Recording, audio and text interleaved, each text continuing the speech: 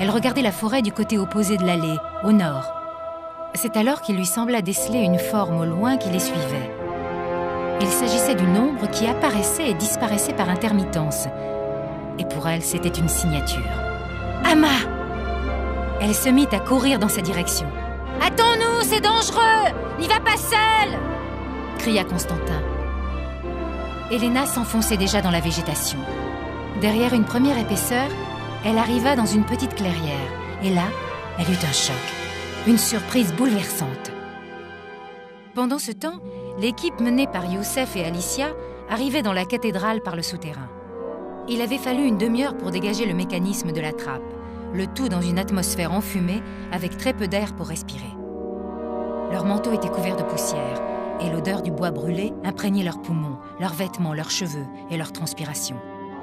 Dans la salle principale, ils s'étaient occupés en priorité d'envelopper dans un drap blanc les 2 corps calcinés de Michel Romblot et Jacques Châtelier.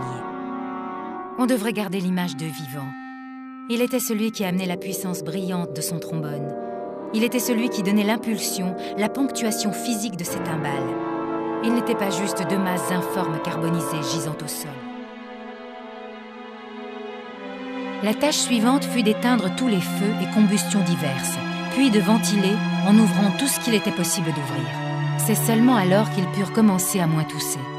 La fumée se dissipant, ils découvrirent quelque chose d'énorme qui semblait avoir toujours été là et qui pourtant leur apparaissait pour la première fois. Tous ensemble, ils s'immobilisèrent sans voix, figés devant cette révélation incroyable.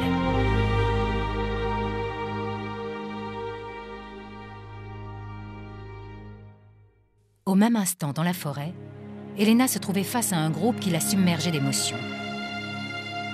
Non seulement se trouvait Amma le loup, immense, majestueux, mais derrière lui se trouvait toute une meute de jeunes loups et louveteaux, sa famille. Les jeunes louveteaux turbulents et joueurs voulurent s'approcher pour jouer avec la nouvelle arrivante. Mais une grande louve totalement blanche, queue levée, en signe de dominance, tourna la tête et grogna en leur direction en montrant ses crocs. Le message était clair. Ils firent demi-tour et restèrent en arrière, les oreilles dressées en signe d'intense curiosité.